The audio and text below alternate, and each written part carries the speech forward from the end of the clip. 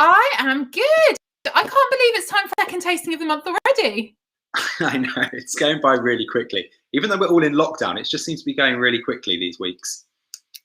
I know, right? And it's one of these funny ones where normally, we'd be in the tasting room, we'd be over at Pour and Sip HQ, we'd be doing this in person. But yeah, I guess this is that dreaded new normal that we keep hearing stuff of. Here we are, still at home. But I guess, everyone's at home, right, tuning in for this. So it's not so bad. Yeah, we're very lucky that we get to do this still at the same time whilst this is all going on. We're all at home and using the internet to our advantage. But yeah, I'm starting to get a bit itchy feet, I've got to be honest, in this lockdown. I just want to go out and have a celebration with my friends. But we had a little chat earlier and we were saying about, I don't know how it came up, but like queues to get into a night venue or to a gig or something. It's like, I actually would totally take being in a queue right now. I'd love to be in a queue outside right now.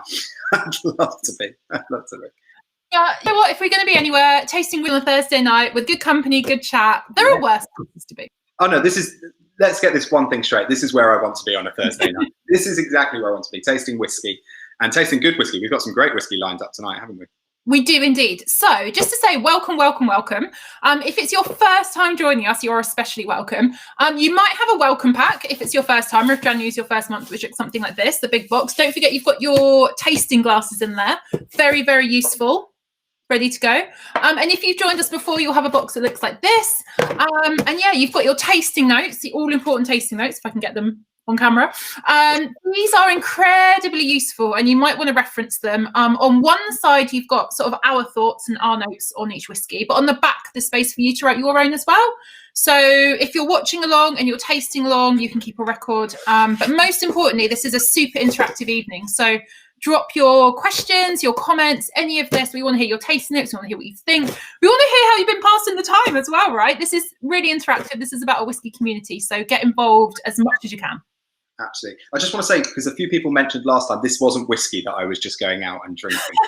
I saw in the comments, like, oh my God, he's going straight for the bottle. No, this is just water in a Chili's bottle, just to set the record straight.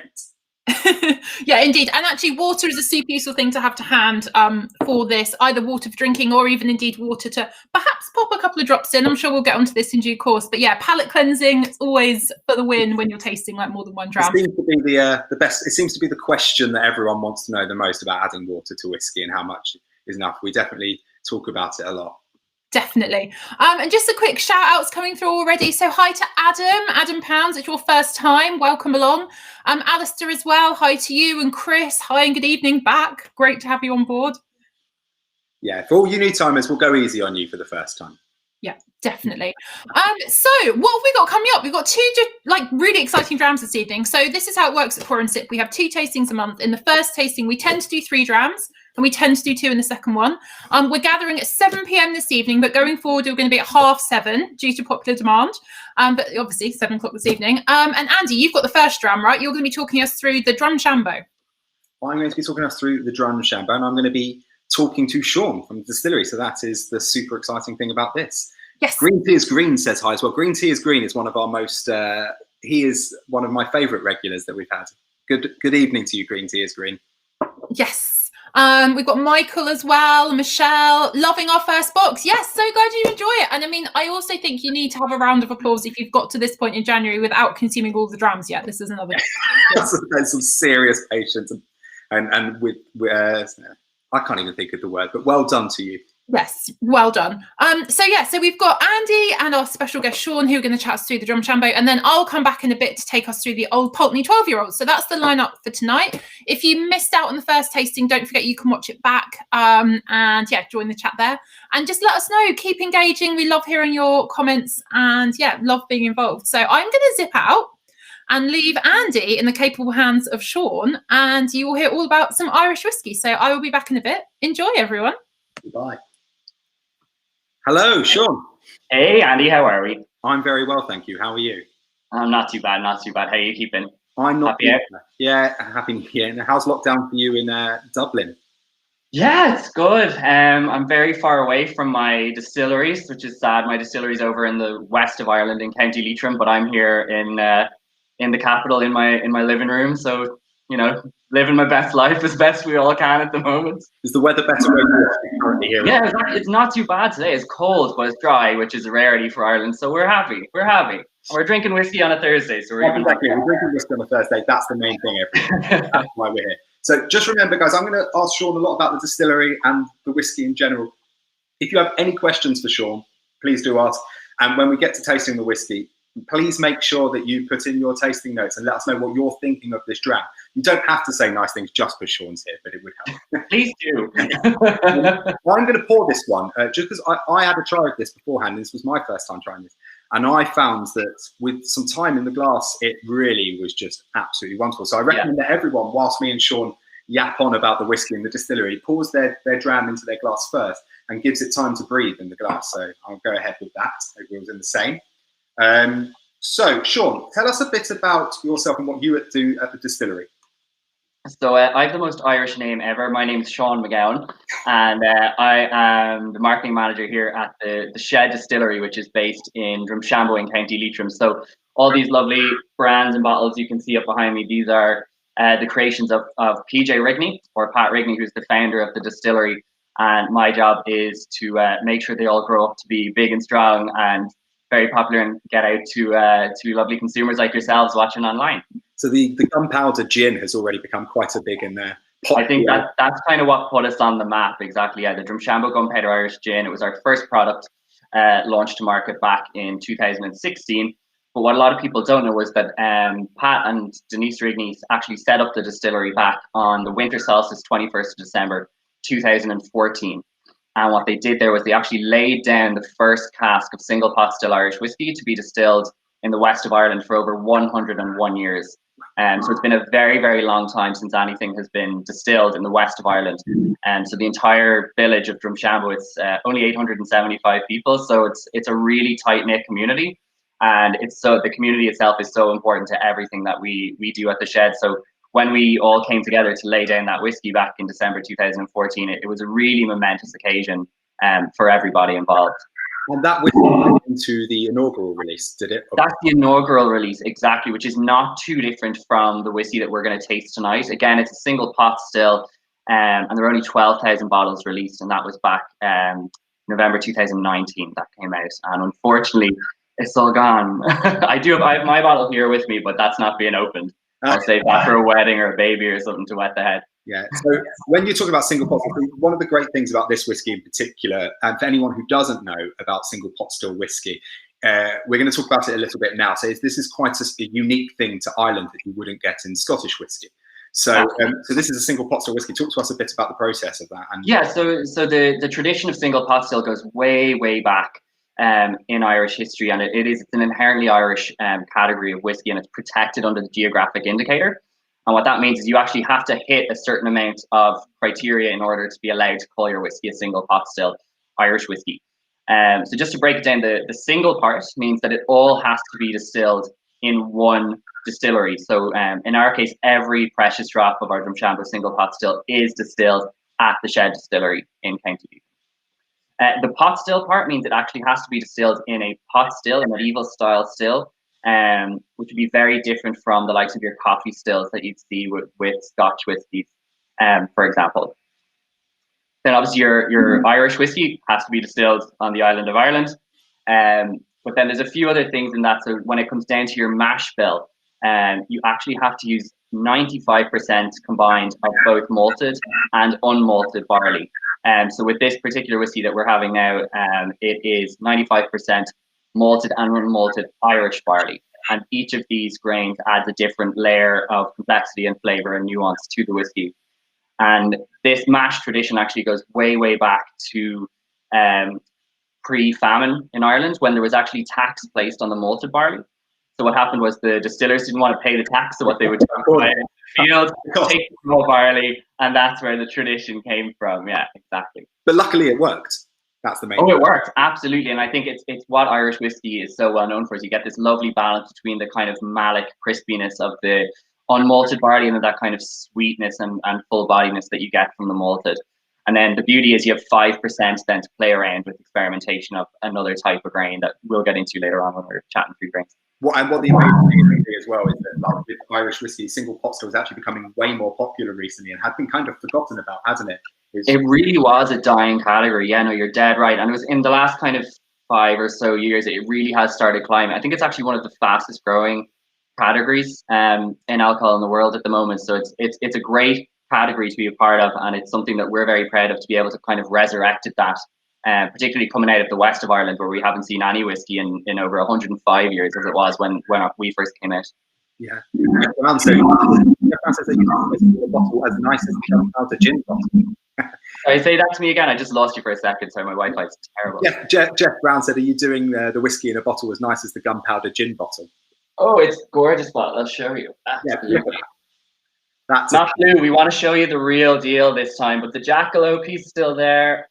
Absolutely. Just in case if you don't know about jackalopes, they are a mythical creature here in Ireland. If you drink enough gin and whiskey, you might start to see them. But the myth behind them is that jackalopes are born when lightning strikes the ground. And the Shed Distillery, where we make all our products, was born when curiosity struck PJ, who is our founder. So all of our brands look like they're a bit mad and they don't quite go together, but there's actually a reason behind everything. Tom Mission, I'm getting some taking notes already. Just quickly, there's we were talking about Irish pots. A single pot still whiskey has to be 30% malted barley or 30% unmalted barley, and we're using 5% extra is Irish Barra oats in this, which that's right. Yeah, Barra oats. They're a specific strain of oats. We get ours from the sunny southeast of Ireland, and what they do is, even with the 5% that we're using in the mash, they bring in this lovely, creamy, elegant texture to the whiskey.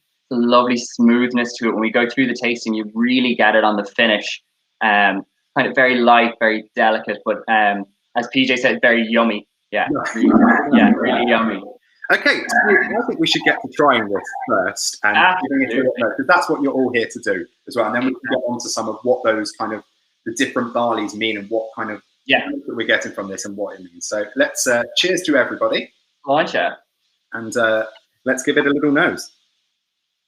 Now, for me, I'm getting lots and lots of like cereal notes, but also like, and I don't know if it's my mind playing tricks on me because I'm hearing oats, oats, oats, but it reminds me of the morning in winter time, just this kind of milky porridge, you know, really warming porridge with maybe some berry compote on top, or maybe some little absolutely on top. No, you're spot on, Andy. So what you're getting in there is you're getting a lot of kind of vanilla caramel notes coming through there from the first fill Kentucky bourbons that we use to age it. And then you do get a little bit of this kind of warmer kind of red currant and spice coming through from the sherry Oloroso. So there's a dual aging going on here, where the spirit has been aged for 5 years in bourbon and 5 years in sherry Oloroso. And then Brian Taft, who's our head distiller, has actually married those two together to create the final whiskey that we have here in the glass. It's not. It's a little bit more on the bourbon side than it will be on the Oloroso. If you were lucky enough to get to taste the inaugural, that's almost exactly a 50-50 split. So if you can get your hands on a bottle, you'll really be able to taste the difference. But I think this one, you get that kind of warmth to it. Like it's definitely a kind of sit by the fire and sip away. Absolutely. So I find for anyone who's listening to and doesn't really know, the bourbon casks that are used for me tend to kind of offer much more notes of kind of vanilla and caramels and a little hint of spice and barrel char, that kind of woody note that you get. Absolutely. Sherry Oloroso casks tend to give me these kind of Christmassy, kind of spicier, maybe baking spice notes, honey, figs. So this for me definitely is much more on the bourbon side of things than it is on the Oloroso side, and I think you say especially on the nose, But when you get into the actual palate of it, that Oloroso comes through a lot more. Like I get such Christmas nostalgia when I drink this. Like you really get Christmas cake from it. Just giving a couple more comments. Andrew Bowley is loving this. Gareth Peters, oh wow, it's so sweet. Green tea is green. Interesting nose on the Drumshanbo. Changes with air, getting more caramelish with time. Yeah. Colin Bell can ask, has anyone had Springbank 10? Is that because it's there in my background? Yes, it's a wonderful whiskey. Adam Pounds, a touch of water opens the flavour. Lovely. Jeff Brown, getting pear drops from mine. Nigel Gaines, sweet and fruity, light colour on the nose. Adam Pounds, get the oats, and yes, the fire is on. Cool. So that's it. So let's go for try this on the palate. Okay. What you guys are getting from there.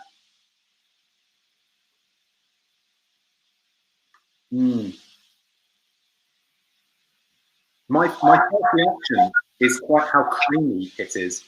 Yeah, those those bar oats, again, even the small amount that's used in the mash really makes such a difference, especially towards the back of the mouth. You really get that kind of creamy, there's very little fire as it goes down, but at the same time, it warms the cockles of your heart, you know. And at 43%, it's definitely not too, you know. It's very soft for a strong spirit, and that's something we get a lot. And if you are finding it a little bit too intense, I know it is a Thursday evening, as one of the commenters said, a drop of water will just open that up.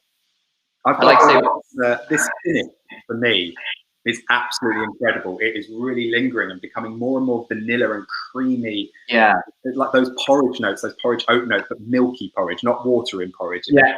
Yeah, you have to make it properly. Yeah. Milky. I don't know if you get on the very finish, it's very subtle. It's these kind of honeysuckle notes, so it's quite sweet, quite delicate. I don't know if anyone's picking that up. And again, just to come back, I was talking about the label earlier on, that everything seems a bit mad. If you look on the side of the label, you'll see this symbol here. And this is an ancient Irish language called Ogham. And what it means, the black symbol here means oats, but at the very bottom, this little symbol means honeysuckle. So obviously the oats referencing to the bar, but then we threw in the honeysuckle just to reference the finish on this particular whiskey. So it's very light, sweet, delicate, just like the little honeysuckle flower. That's really interesting who does buy the bottle, because I would never ever have known that. Every day's school day. Yeah, just a couple more comments. David Platt, sorry, getting Christmas cake and cinnamon, absolutely. Alistair Taff, sorry if I pronounced that wrong. Butter and caramel, yeah, buttery, really, really buttery. Jack Finney, very creamy. That's the thing I'm getting most as well, is that creamy and palate mouthfeel. Whiskey and chocolate says cream and caramel. Yeah, absolutely. Even creme caramel for me. It's the those kind of like burnt toffee notes, 100%. Absolutely. Yeah. Jeff Brown, it's not as oily as some. If there's such a thing as dry whiskey, this wouldn't fit the bill. Michael Smith, Werther's Original. Michael, I think that is a sensational tasting note, because I'm absolutely getting, like you said, those toffee notes, but kind of a milky toffee note as well. Lots and lots of comments flowing in now. I'm really sorry, Johannes, if I pronounced that wrong, but you say it's lovely, really lovely. So definitely. Thank you very much. Yeah, Michelle. Russell McCarthy lingers quite a bit in the mouth, which is fantastic. Absolutely, the finish of this very long mouthfeel to it.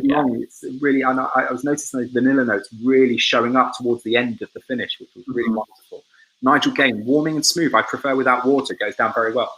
I'm with you, Mike. I would never add water to this, but I'm a purist. Yeah, I don't add ice to it either. Like we said, it's always what's up to you, especially if you're new to drinking neat spirit like this. You might want to add water to 43%. It might be quite strong for you, but for me, I agree with you. I mean, without water, it's so beautiful and it's so creamy still, and I'm not getting huge alcohol burn anyway. Wow, all the comments are flying in. Remember as well, if you have any questions for Sean about the distillery, because it's a really interesting distillery, the fact that, you know, you're a multi-purpose distillery, aren't you? We are actually, when we opened, we were the first multi-purpose distillery in Ireland. So obviously we aren't just making our fabulous single pot still whiskey. Obviously we have our Drumshanbo Gunpowder Irish Gin, we've Sausage Street Vodka, and we're working on a few other bits and pieces that I'm not at liberty to disclose. One of my questions is definitely what is planned for the future for so from the whiskey side of things, Brian Taft, he's our head distiller. He's absolutely phenomenal. He's been in the alcohol business for years. He's made wine, he's made beer, he's a master distiller. He is absolutely phenomenal, and he has trained everyone who works in the shed up in the art and the science of distillation. So we're working with him on various expressions of different single pot stills that we're going to have coming on stream in the next little while. Can't say exactly when, but we are working on some finishes with this particular whiskey. So some Pinot Noirs, some Marsala, some French Acacia. So again, it's a lot. We're all about experimentation at the shed. And PJ, or Pat, as we know, he's traveled all over the world. He's always been about creating new and exciting brands. I don't know if you remember Sheridan's Irish Cream, the black and white bottle. Yeah, Pat created Sheridan's. Vodka was another one of his a number of years ago. So he has the vision, and then Brian Taft is able to do the execution. But like even for this whiskey, like Brian tasted from over 150 different casks before he decided on the final combination for this particular single pot still. So it's amazing to watch him work. Like absolutely fantastic. Well, I mean, this nose for me is just developing with time. It's becoming creamier and creamier and creamier. It's really amazing. I don't know pick it up, and someone did mention that these kind of like pear and green apple notes, that's really good palate if you can pick it up. These are really inherent flavors and aromas that you get from single pot still, and that is coming from the unmalted barley. So you get this lovely malic kind of green, almost crispy flavor to it. So really good palate if you're picking that up. Ian, who's one of our brand developers, he has a much more refined palate than I do, but he assures me it's there. One of the things I take from single pot still Irish whiskey is quite a spicy element, like a pepper element as well, which I think is there quite towards the finish as well. Is that coming from the unmalted barley as well? Or? Exactly, and it's nicely balanced with these kind of caramel vanillins coming from not just the bourbon casks, but then the malted barley. The way we do the malting here is that we don't use peat smoke to halt the germination. So we use hot air, so you're not getting any of this extra peaty smokiness coming through. So you get a lovely kind of full body sweetness. So I think what Brian and Pat have been able to do with this particular whiskey is strike a lovely balance between whether you might like your sweeter bourbons or your more fiery scotches. That this is a lovely middle ground where I think it's easily approachable for anyone, no matter what style of whiskey you're kind of into. I'd say it's got a ginger chili hit as well, but mixed in and balanced really well with the creamy side of things as well. Yeah, I'm really slow on the comments here, so I'm just going to run through a few more comments to make sure you guys are getting in, because we're chatting so much here that we're going to end up. Johnny Westcard, biscuity, yes, absolutely. Yeah. Mark B, can I have some more? Needs a second. Yeah, it's not sip and sip again. Andrew Bowley, my favourite from the last 2 weeks. Thank you very much. Yeah, I'm going to say it's up there for me. I'm really impressed with this. Colin Bell, that's a really nice whiskey. Congratulations. Gavin Ellis, splash of water, lift it even more. Stewie baby. When is more of this coming out? No, you should have this in the Pour and Sip store. If you go to the Pour and Sip store, this bottle is still available. We're making it 6 days a week, so as long as you want it, we'll keep making it. John Bristol, Sean, can you quickly say about the process with the 5-year bourbon cask and the 5-year Oloroso cask? Yeah, okay. So what happens is after the distillation, we take the new make spirit out of the still. What we do is we age it simultaneously in both bourbon and the Oloroso cask. So we'll put 250 into bourbon cask, 500 into sherry Oloroso cask, and then it's left to rest. And the reason we have to leave it for 5 years is, you know yourselves over in the UK, the climate we have here in Ireland is very moderate, so we're not getting a lot of changes in temperature, so we're not getting as much expansion and contraction to interact with the woods. So we actually have to be extra patient to allow this whiskey to mature. And that's something that Brian and PJ were really adamant on, that we weren't going to release this at the 3 years in one day, that we're going to leave it until it was absolutely perfect. To let it is the legal requirement for it to be exactly. Yeah. I mean, even if you look down to the color of it, see if I can do this right. There we go. This is all the color itself from the sherry and bourbon casks. There's no color added to this. There's no chill filtration done to this. What PJ and Brian wanted was for this whiskey to really speak for itself in its most authentic state, and it's something that we hold very dear to our hearts in the shed. There is no smoke and mirrors. It is authentic. It's a real distillery. We actually, prior to COVID, we had just opened the visitors experience, whereas normally now it's say, come visit us, but when it's safe to do so, come visit us in Drumshanbo, and you'll be able to see the actual distillery in operation, and we'll be able to show you exactly how we make everything when you're there. Sorry. Back. Sorry. Someone's plates. Jonas, how come you make other bits on the side apart from whiskies? Is that common? Haven't heard of it. No, as Sean was saying, that's not common at all to be a multi-purpose distillery. Yeah. So what we have is we actually have 3 stills that work full time on our Irish whiskies. We have 2 very specialized gin stills, and then we have 1 specialized column still that we use for our vodka. And they've all been tailor-made by Arnold Holstein over in Germany. And when you guys come over there, I wish I could show you the pictures now, but they're all like this gleaming copper. Like, it's absolutely beautiful. And considering where we are, like, we're quite remote, we're very rural over in the west of Ireland. It's real kind of rolling fields and postcard Ireland. It's absolutely beautiful to go from all this green then into all this copper. It's really inspiring. I know I'm incredibly biased, but it is beautiful. I'm going to want to anyway one day, that's for sure. I'll look after you well, don't you worry. Thank you very much. The Irish hospitality. Exactly. Colin Bell, do you have any plans for a possible whiskey with peat in the future? Never say never. Like PJ, he's all about experimentation. I mean, there's talk of single malts. There's more expressions of the single pot still. We're playing around with various grain types. So yeah, never say never. But at the moment, I have enough babies to look after, so I'm just gonna focus on what I have in front of me. Michelle saying, does Sean have a favourite product from Drumshanbo? Oh, that's like picking your favorite child. I don't have a favorite. We have a new one. We've got our new Drumshanbo Distillery cat. That's I don't think I've ever seen a bottle shaped like a cat before. So this is gin in a distillery cat bottle, because every distillery needs a cat to keep all the vermin away from the grain. So we're paying homage to him in our new distillery cat bottle. Yeah, there's loads of questions coming in about peated whiskey. So yeah, hopefully never say never is the never answer. say never. It's a very Scottish thing, so maybe we might have to consult with some Scots to see how to do it well. It's not something that's often done in Ireland.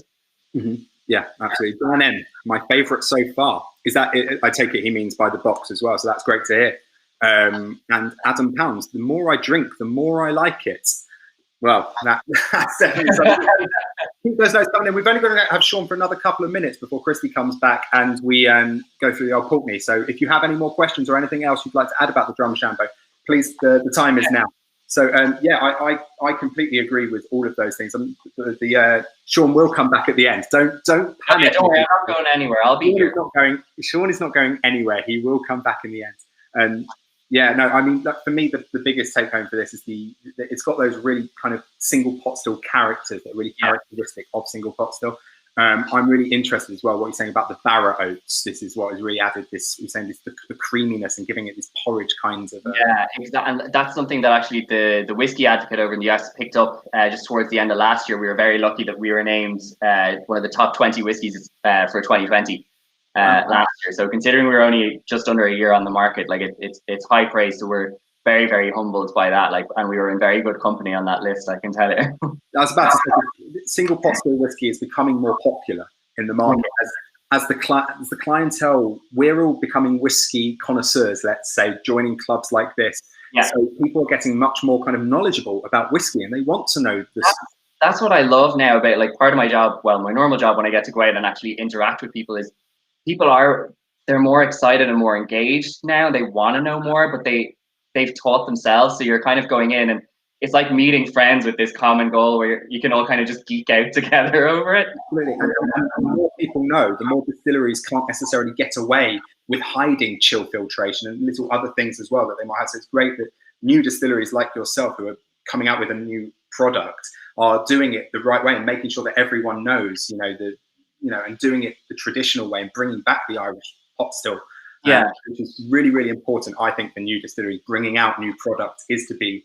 The authenticity for us at the Shed is paramount to everything that we do, because people are more discerning now than ever, and like you know yourself, one lie and all your credibility is gone. So the way we look at it is like we have nothing to hide, so why say anything else? It's great whiskey. Brian and the team have done just such a phenomenal job. I wish I could take any credit for it. I just get to talk about it. But the people in the distillery have done a phenomenal job. Like, even every single bottle is hand-filled, hand-labeled. Like, the guys are absolutely amazing. Like, it's such a pleasure to get to work with them.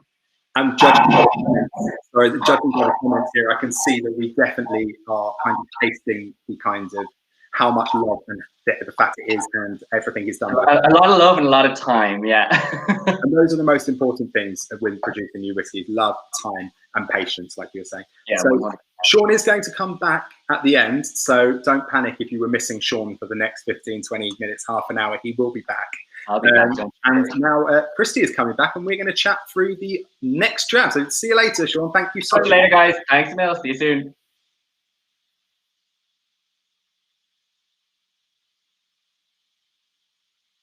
Christy, are you on mute? I can't hear you. Sorry. I mean, how much time have we spent doing video calls and I still get myself stuck on mute? Let's be honest, 2020's most famous terminology was "you're on mute, you're on mute." You're on mute. That was 2020 in a nutshell. We've all done it. Every single one of us have made that. I mean, it's happened. We live and learn. Yeah, but honestly, how gorgeous was that? And how amazing was Sean? I absolutely love hearing about, you know, these distilleries, the sort of Irish whiskey revival, oats being a grain in whiskey. So brilliant. The Irish whiskey revival is really, really picking up pace, as we were saying. It's great to see new distilleries like this really celebrating single pot still Irish whiskey, which is really traditional and an amazing thing, unique to Irish whiskey. So absolutely amazing stuff. I really enjoyed that. Right, should we? What did you think of the dram? What did you think of the dram? Me? Oh my gosh, I thought it was like butter soft. I think the texture of it was just incredible, and I was getting like. You were saying about sort of milky porridge rather than watery porridge. And I was like, that is spot on. It made me it was even quite creamy. Like it was just beautiful and really like fresh orchard fruits with it as well for me. Just an absolute delight. Like it made me think of spring. It reminded me that spring is on its way. And it is, maybe in a bit. It is. Spring is coming. But yes, so let's move on to our second and final dram of the evening. We're going to be tasting the Old Pulteney, as I pronounce it, my probably very terrible Scottish accent. And this is just a fascinating distillery. So it's on my bucket list of distilleries to go to. This is one I haven't visited in person. But the reason I really want to go and see it is because everyone tells you how strange it is and how weird the stills are. So double pot still distillation, super common in Scotland. We talked about pot stills already today, these like onion shaped sort of kettle type things. Most of them are that. They're shaped a bit like an onion. Now the wash stills up at Old Pulteney, they've got this great big, you'd call them like a boil ball, or yeah, boiling balls like that. They've got that in the neck, and here at Old Pulteney, they're almost the same size as the rest of the stills. So they look truly bizarre. And they do that for a whole number of reasons. Mostly it's to really increase this thing called reflux, which is how in distillation the particles will sort of rub together a lot more to give you like a fruitier spirit.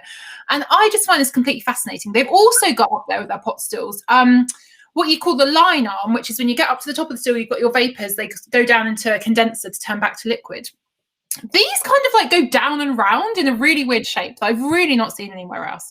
And I want to see them for myself. I've seen the pictures, I've heard the stories.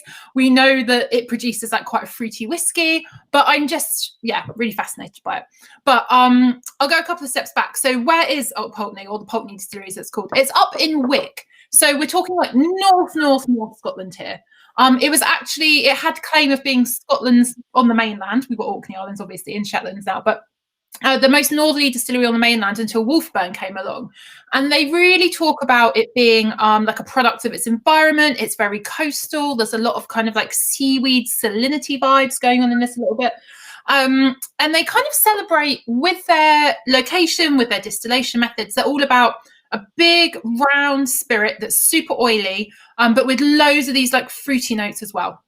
And another part of the production that I really want to go and see are worm tub condensers.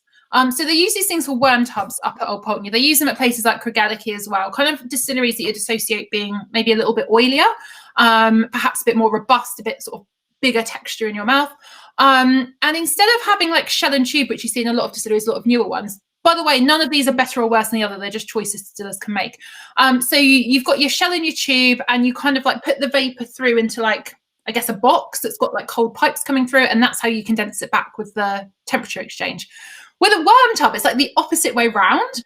Imagine a big old vat of cold water, and then your vapor comes through in tubes, and it looks like enormous worms in a tub of water. That's how they get their name. And that is, again, super associated with these like heavier, oilier whiskey styles. So yeah, with all of that, with the worm tubs, with the quirky stills, with being in like a part of Scotland I've never been to, super far north, I really want to go. And I feel like it's like a sense of place through a dram, right? It's really, really exciting. Yeah, just a couple comments actually quickly go through, because some people jumped straight into the making of this. They're your whiskies, enjoy them whatever pace you like. Yeah, that's absolutely it. It's definitely enjoy these at whatever pace you like. David Black, Old Pulteney, incredible honey on the nose. Absolutely. Gavin Ellis, sweet to smell. Whiskey and chocolate, I'm getting dark chocolate. Chris May, honey. Yanis, sorry again if I pronounced that wrong. Dark chocolate for me too. David Platt, fruit and not chocolate. Unless you meant to say fruit and nut chocolate, maybe. Michael Smith, lots of dark chocolate. Jim Glancy, posh after 8 mints. Love after 8 mints. So if I'm going to get that in those, I'll be very happy. Jack Finney Dark Lindor chocolate for him. Anna Dillon figs, Pete Burton posh honey and fruit, and Jack Finney rum and raisin ice cream. So, oh my gosh, can I just say, a lot of these tasting notes are sounding like my Christmas desserts right here. So like rum, raisins, chocolate, dark chocolate especially. It's really, really great. So with this dram, we can linger on to Christmas for just that little bit longer for you. Exactly. We're still clinging on, right? I mean, it's the 21st of January. We're less than a month from it. It's fine. But yeah, there's a couple of other exciting things about this this whiskey in particular. So it's actually matured in like bourbon barrels, which are traditionally associated with kind of like these vanilla-y notes that come through, like the ice cream vibes. That's where they're coming from. And then also, the distillery described this as being almost unpeated. So you wouldn't necessarily taste the smoke, but for me, the coastal vibes come from the fact that the malt has been peated to, they say, less than 1% parts per million. If you want to get super geeky about these, like the phenol compounds, and you know, we could go down like chemistry stuff, but let's not. One, because I'm not a chemist. Two, because I just want to like taste the whiskey. But yeah, so they say almost unpeated, which I find really interesting because, you know, a lot of people are like, we're not peated, and other people are like, we peat, we're shouting about it, you can really taste it. But I think with the fractional peating level, with the stills, with the worm tub condensers, get my words out, it just gives a really characterful single malt, which is really exciting. Absolutely. I think for me, one thing that is coming is that when you're talking about geography with this, is this kind of sea air, kind of coastal salinity in the nose, which I think is quite unique as well. That is really pleasant for me. Yeah, it feels like the fresh air. It feels like the outside, right? It feels like we're taking like a walk down a beach in the wind with a hip flask. Absolutely. Shall we? Have you tried it yet? Have you gone into? I haven't tasted it now. I've tasted it before, but yeah, let's have a sip because it really is lovely. Cheers, really is lovely. Cheers, everyone. So to note a couple of points. So this is actually a couple of ABV lower than the dram we had before, but because quite robust and mouth-filling and maybe not quite smoky, but there's something a little bit kind of earthy or a little bit grittier to it. That's why we put it second. So so yeah, it is slightly lighter in the ABV, but for me, it's really complex. And then on the finish, it's all about this honey that you guys have already mentioned in your tasting notes. The honey is so clear to me on that finish. I think it's really gorgeous. Absolutely. I'm getting lots of like, maybe like marmalade, kind of orangey marmalade notes, which are really nice. The sea salt, kind of the sea air is there as well in the palate. It's more pronounced in the palate for me than it is on the nose. And on the finish, like you said, is this light kind of blossom honey that's kind of lingering on for me. Maybe with the slightest hint of, like you were saying, these kind of grassy, maybe more earthy kind of notes that are not necessarily for me. Maybe I'm not enough of a detective here. Not absolutely smoke for me, but something a bit earthy underneath the kind of sweetness of this dram, which is really nice. Yeah, I'm absolutely loving these taste notes that are coming in. So Chris May has said earthy. Michael said, wow, that's smooth, and then a little spice. I actually kind of agree with you on the spice. I think it's quite a sweet spice that's coming through, almost like a cinnamon vibe. Ian said American oak, like, for sure. So these are ex-bourbon casks, so they're all straight from America. So Pulteney Distillery, they do use sherry cask with some expressions, just not this one. This is like all about the bourbon, which for me really lets that distillery character shine through. And this like slightly mad setup that they've got, you can really taste the results of it in this, which I really love. Jeff has said there's a little bit of mown hay or straw in it for me. I love that. That's so evocative of the outside again. So great. David said salted caramel. Nigel said organic chocolate, deeper sweet flavour, slight tannin, certainly sweet and a very smooth taste. And Colin's gone back to the earthiness with a dry finish.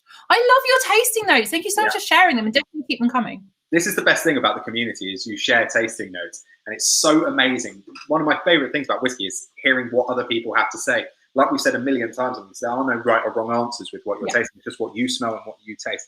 So it's so interesting to see what you guys are getting from these drams. And I mean, a lot of the notes are really kind of cool. And I mean, for me, it's so smooth, this dram. It's so smooth. There's very little burn. There's very little alcohol that kind of lingers on my tongue that sometimes happens with whiskey.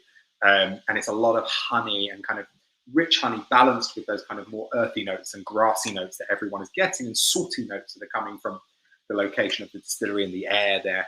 So yeah.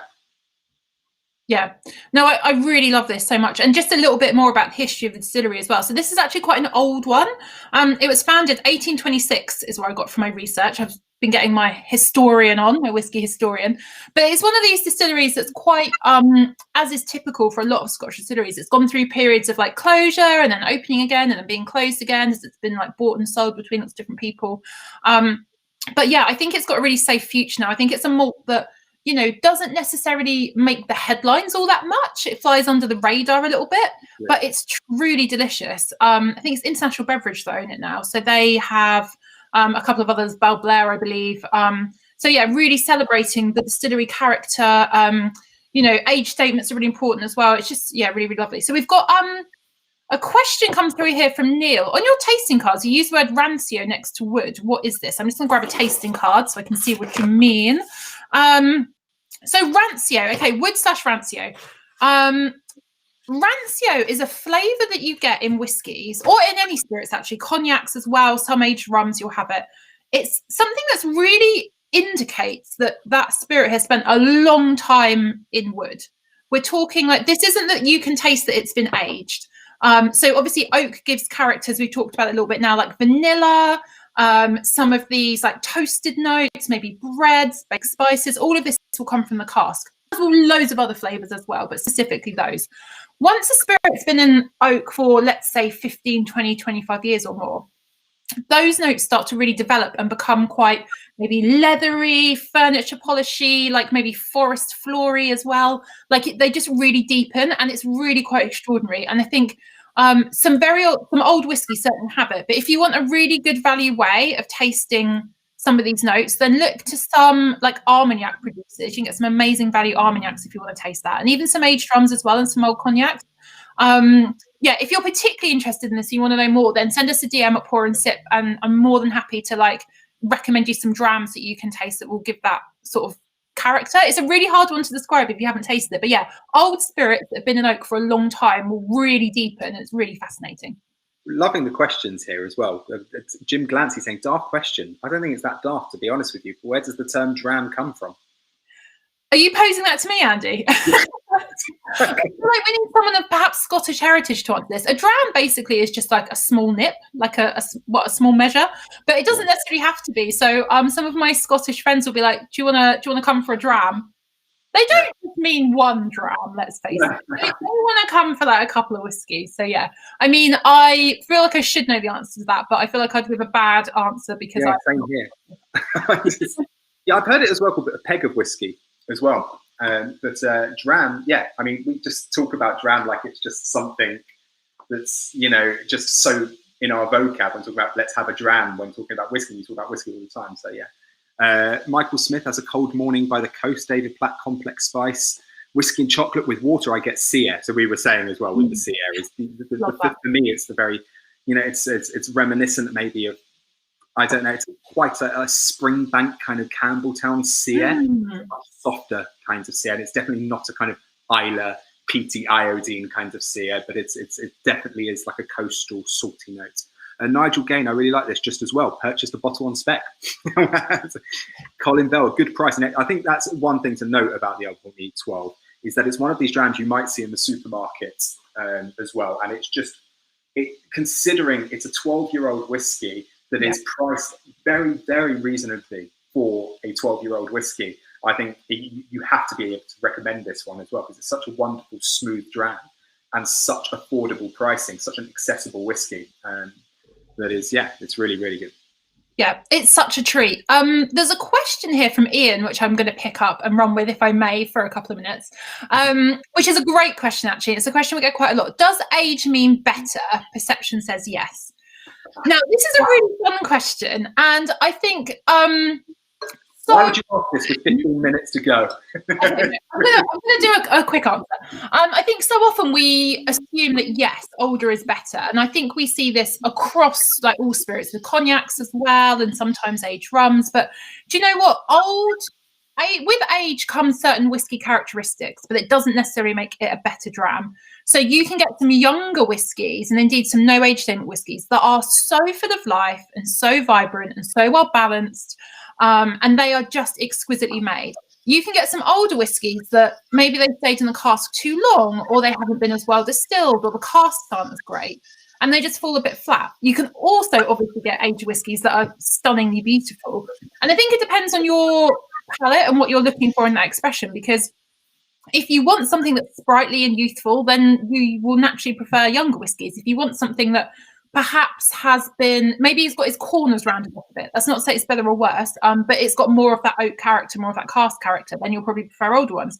But I really would say keep an open mind with age statements on whiskies, because all they tell you about is how long that spirit has spent in the cask. They don't tell you about how it's been made, the shape of the stills, the philosophy of the person making it, how good that cask is. There's so much more to making a whiskey good than age. Age is literally like one factor of maybe, I don't know, 20, 30, 40, 50, so many. Age ain't nothing but a number. No, I agree, but I think we're moving, what you can see within the industry is we're moving further and further away from that recognition that just because something's older means it's better, which in this industry really doesn't. We've got some amazing non-age statement whiskies that distilleries are releasing at the moment. And also young whiskies. We've seen this year, last year as well, the release of like something like the Wee Beastie, the Ardbeg 5-year-old, wonderful, wonderful dram. And one of my favourites of the year, something like the Kilkerran 8-year-old was my favourite dram of last year.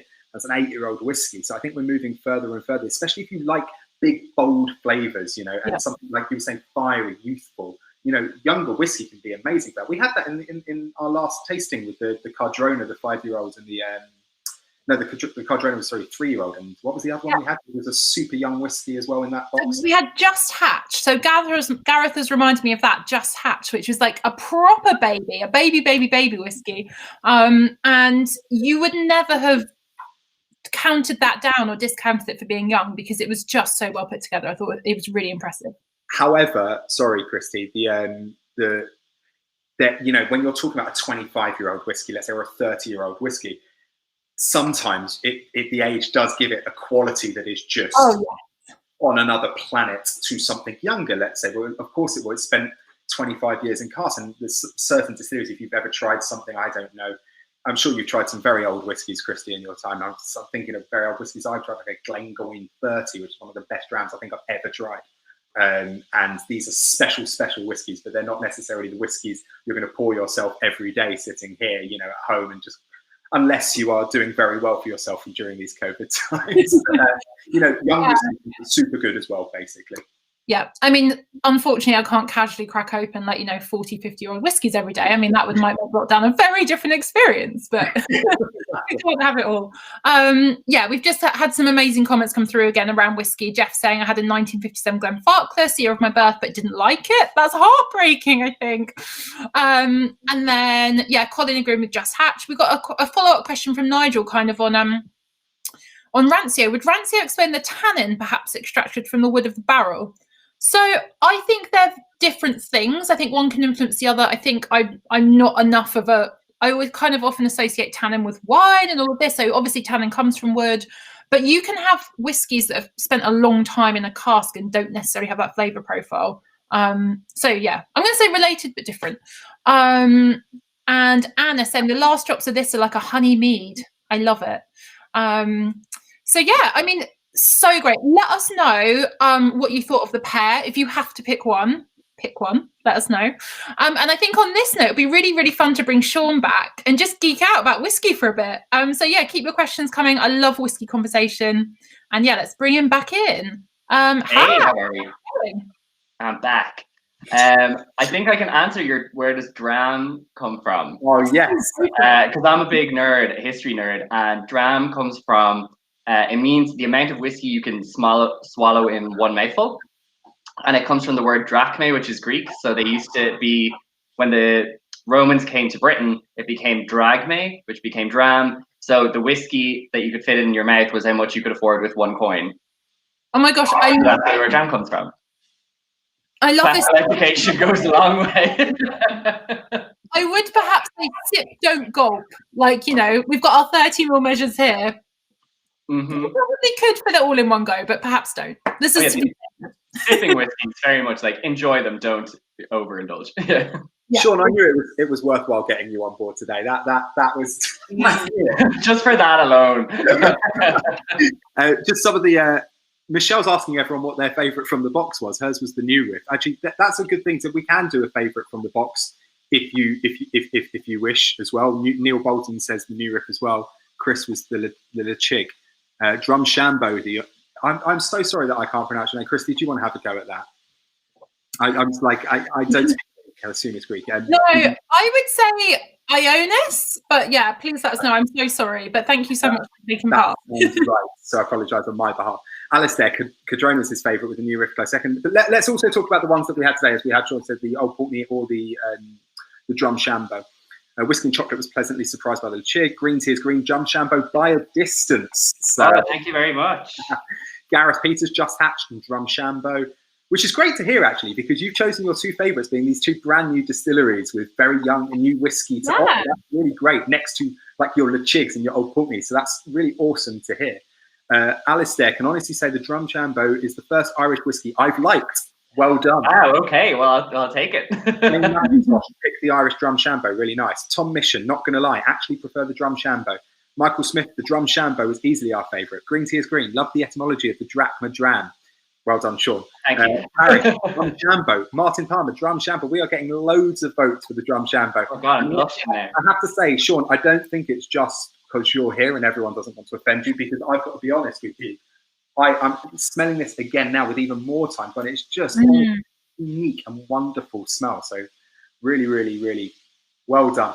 Well done to Brian and all the team in the distillery. It's I just talk about it. They do all the real work. There's a lot of love coming through as well for the Chig and Cardrona, and Ian Turner said that your guys is the best Irish whiskey.